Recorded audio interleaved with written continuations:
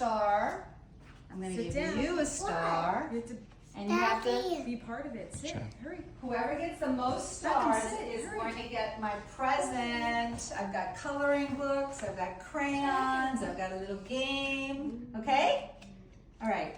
So today, we're going to talk about how dogs talk to us.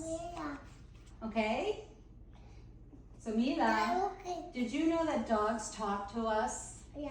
Not with words, but with actions. Did you know that?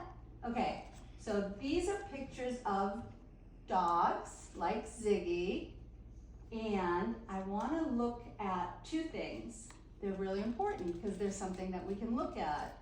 Mom, we can see when a dog is feeling a little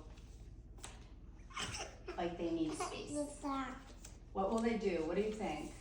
They'll do a yawn. When they yawn, that's right, they do that. That's right. And it means I need space. That's right.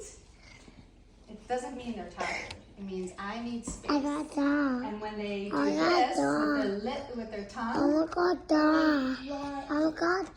they don't want to eat. No, they want space. That's right.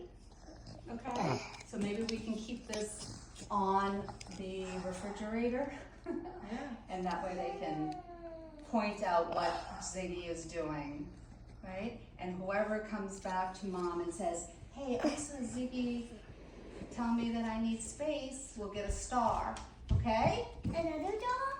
Another star, yes! And just for listening, I'm gonna give you a star. That's All right? dog.